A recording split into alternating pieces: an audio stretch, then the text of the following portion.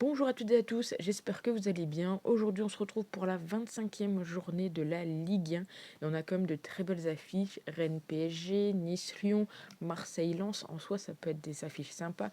On a également Brest contre Angers. Donc voilà, donc comme d'habitude, un match, un pronostic. J'essaie de vous proposer des cotes supérieurs à 1,50. Et si vous souhaitez plus de pronostics, n'hésitez pas à aller sur Instagram, vu qu'il y aura le menu du vendredi, du samedi et du dimanche. Et en plus de ça, des buteurs pour le samedi et des joueurs décisifs et également la même chose pour dimanche. Donc nous on est parti et on commence avec Toulouse qui reçoit Monaco. Donc ici Monaco est donné favori, Monaco qui est quatrième, Toulouse est huitième. Donc je vous montre un petit peu leurs résultats récents. Donc victoire de Toulouse face à Angers sur le score de 4 buts à 0 et Monaco victoire face à Reims sur le score de 3 buts à 0. D'un côté comme de l'autre, on a le fait que bon, c'est des équipes qui prennent pas trop de cartons, mais nous, on peut pas trop parier. Si vous jouez sur Argel, on peut pas parier sur le nombre de cartons. Mais quand les deux équipes s'affrontent, on a très souvent les deux équipes marquent et le plus de 5. Et c'est tout simplement là-dessus que je vais partir, sur tout simplement le fait qu'il y aura plus de 2,5 buts. Sur les 9 derniers matchs de Monaco, 8 fois c'est passé. Et sur les 7 dernières confrontations entre les deux équipes, 5 fois c'est passé. Donc je me dis que ça pourrait être plutôt intéressant de partir là-dessus. C'est coté à 1,60. On passe au match de samedi et c'est Rennes qui reçoit le PSG. Alors bien évidemment, il y a les matchs conférences, il y a les matchs Ligue Europa, il y a les matchs Ligue des Champions cette semaine, donc attention à ça. Donc du côté de Rennes, ils sont 11e, ils reviennent un petit peu en forme, on va dire, bien qu'ils soient beaucoup trop loin du PSG, même de Marseille. Ils ont quand même 20 points d'écart entre Marseille entre Marseille et Rennes, et par rapport à Lyon qui est sixième, on a 10 points d'écart. Donc risque d'être quand même compliqué pour Rennes, mais ils reviennent tout doucement. Et du côté du PSG, c'est 0 défaite à l'extérieur. Euh, Même s'ils vont jouer là contre Liverpool, j'ai envie de croire à la victoire du PSG. Dans ce match-ci, ça serait pas déconnant. La cote, elle est cotée à 1,51, donc je profite qu'elle soit pas trop basse pour vous la proposer. Et comme ça évite d'aller chercher des pronostics un peu trop risqués sur ce match, en sachant que Paris aura joué quand même contre une grosse équipe durant la semaine. On enchaîne avec Lille contre Montpellier. Là également, attention, Lille a joué contre Dortmund, qui aura peut-être un peu de fatigue, mais contre Montpellier qui sont bons derniers, Montpellier qui a vraiment du mal, seulement 4 petites victoires, une seulement à l'extérieur, et c'est surtout 0 match nul à l'extérieur. Du côté de Lille, c'est 2 petites défaites à domicile, 3 nuls, mais je n'ai pas l'impression qu'ils vont aller faire nul ici contre Montpellier.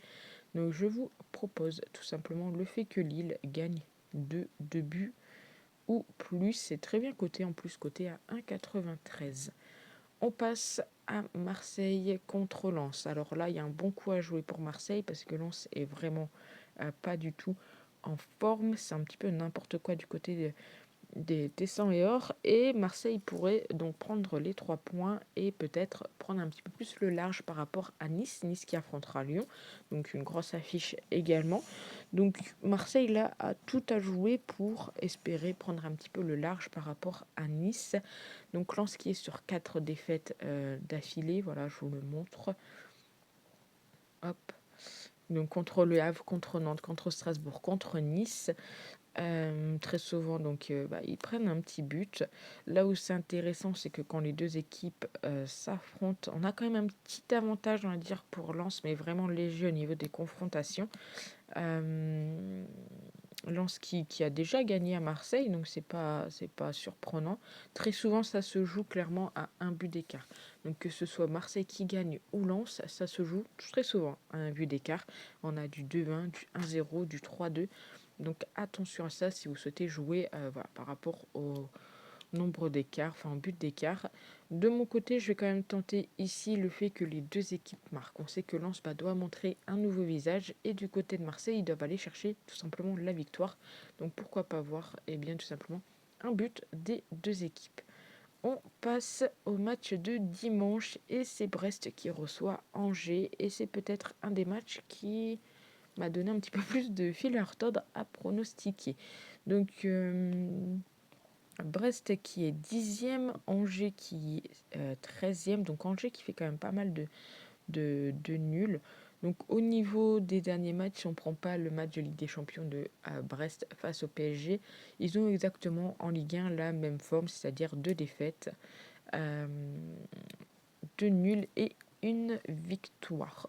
Tous les deux donc sont sur 11 défaites en championnat. Là où ça joue, c'est tout simplement sur le fait des matchs nuls et des victoires. Angers fait quand même 6 nuls.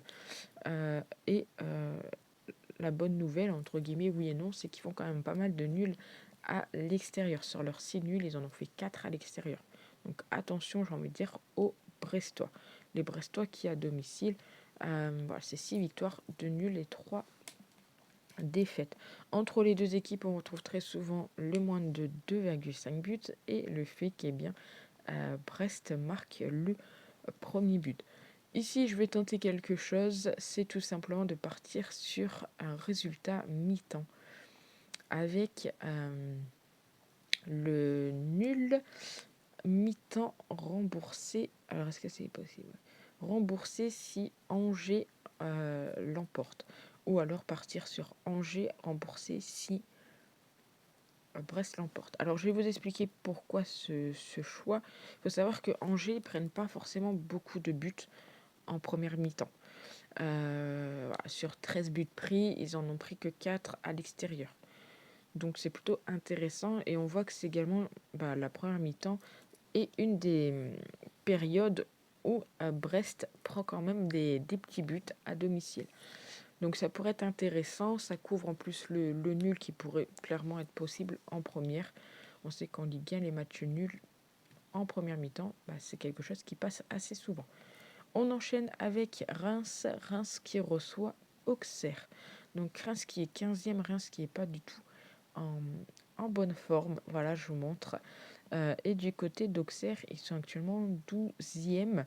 On sait qu'Auxerre est quand même sur 3 matchs sans aucune défaite face à Reims. Donc c'est quand même un bon petit coup à jouer. On sait également que Reims, très souvent, ils sont perdants à la mi-temps, ils sont premiers à encaisser. Donc je serais d'avis de tenter, par contre, ici, le fait que ce soit Auxerre qui marque le premier but. En soi, ça va être assez risqué. Ça, en plus, c'est à l'extérieur. Donc la cote, elle va être très jolie. Mais encore une fois, n'hésitez pas à me dire ce que vous en pensez dans les commentaires. Moi, je vous donne juste mes avis. J'essaye de vous proposer des pronostics autres que du 1 et 2. Donc j'espère que ça vous plaît. Et puis, bien évidemment, ne combinez pas tous les matchs. Choisissez uniquement un ou deux pronostics qui vous intéressent. On passe au Havre qui reçoit Saint-Étienne. Donc match de bas de tableau, le 16e contre le 17e, avec un petit avantage pour les Havrais qui sont, on va dire, en meilleure forme actuellement. Alors, victoire contre Lens, ils ont fait la victoire aussi contre Lille. On va dire que les clubs nordistes réussissent plutôt bien au Havre. Du côté de Saint-Étienne, voilà, défaite contre Nice, défaite contre Marseille, défaite contre Rennes, défaite contre Lille. Donc, il y a peut-être ici un petit avantage pour les Havrais. Leur cote en plus, elle est bien cotée, 2,31. Donc ça pourrait être intéressant de partir là-dessus. Surtout que, si on regarde un petit peu, ils avaient gagné le match aller. Donc ça pourrait être plutôt intéressant, une cote à 2,31. N'hésitez pas à me dire ce que vous en pensez. À savoir que ça risquerait peut-être d'être un match, mine de rien, avec pas mal de petits buts parce qu'ils ont des défenses assez poreuses. On enchaîne avec Nantes contre Strasbourg. Donc les Nantais sont ici donnés légèrement favoris, et pourtant ils sont 14e. Et Strasbourg est 7e.